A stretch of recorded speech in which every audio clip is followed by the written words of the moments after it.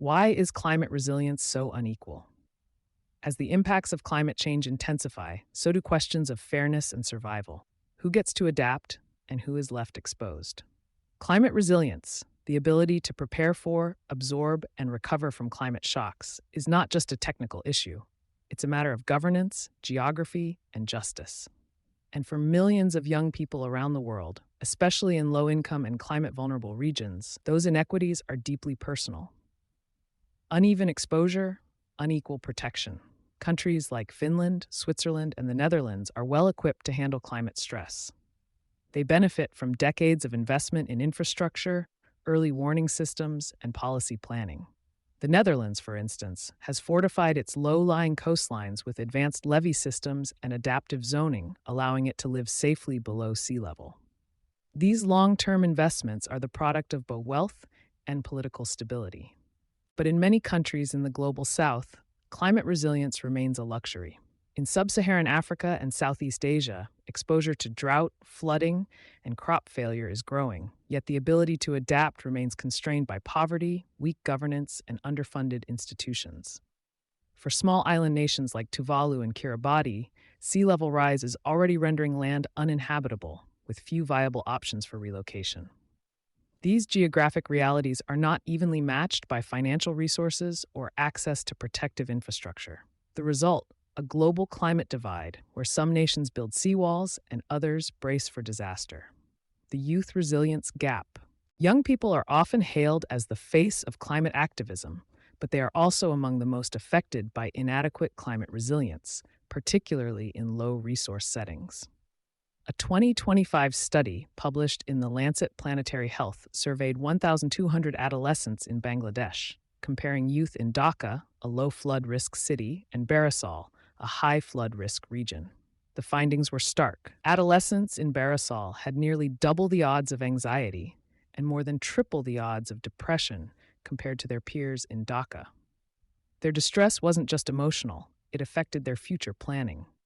The study found that adolescents experiencing anxiety were significantly more likely to display temporal discounting, meaning they placed less value on long-term rewards or adaptation.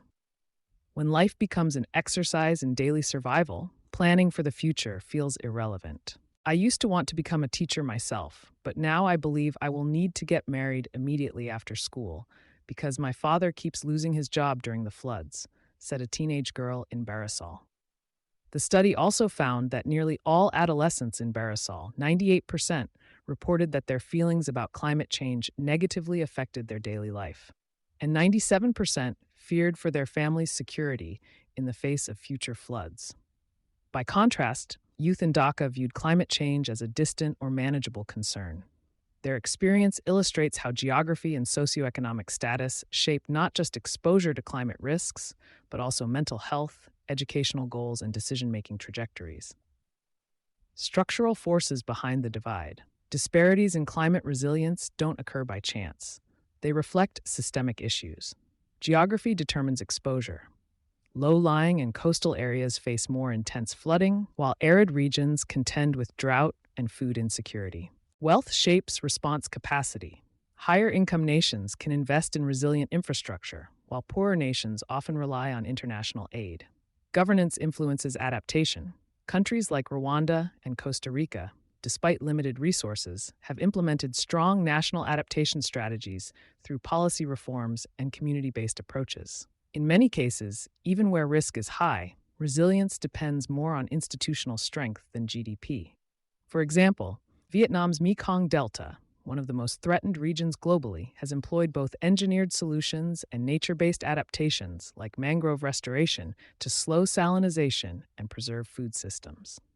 Funding gaps and missed promises. While international frameworks like the Paris Agreement emphasize the importance of adaptation, funding remains heavily skewed toward mitigation, i.e., reducing emissions, rather than helping communities prepare for impacts already underway. International adaptation finance to developing countries rose from $22 billion in 2021 to $28 billion in 2022, a record increase since the Paris Agreement. The Green Climate Fund, GCF, established under the UN Framework Convention on Climate Change, has committed more than $12 billion to developing nations. But the needs are far greater, especially in sectors that directly affect youth, such as education, mental health, and local infrastructure. Programs like the World Bank's Climate Adaptation and Resilience Program and USAID's 2022-2030 climate strategy aim to fill these gaps, but delivery is often slow and insufficient. Adaptation is local. It has to be led by the communities that are affected. They must be supported, not spoken for. Dr. Salim Al-Houk, Climate Home News, NOV 2021. Youth on the front lines of change. Despite these challenges, young people are not passive victims. Across the globe, youth-led climate movements are demanding justice and driving innovation.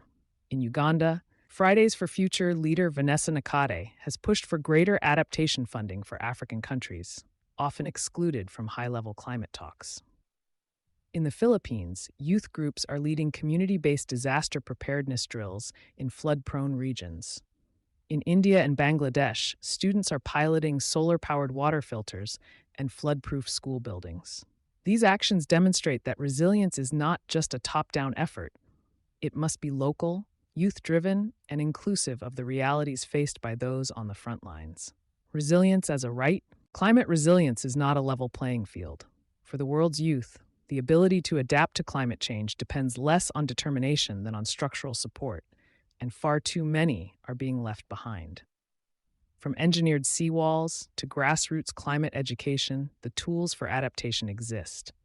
But without equitable investment and intentional outreach to youth, especially in the global south, climate resilience will remain the privilege of the few. As international frameworks evolve, adaptation must be recognized not just as a sustainability imperative, but as a human right. By investing in mental health, infrastructure, and youth-led planning, we can begin to close the climate resilience gap before another generation is asked to survive without the tools to thrive. What are your thoughts? We'd love to hear your experience and opinion on this topic. You've been listening to Sustainability Soundbites from E+E Leader. Thanks for being a loyal listener. To inquire about brand partnership opportunities, reach out to a member of our team today.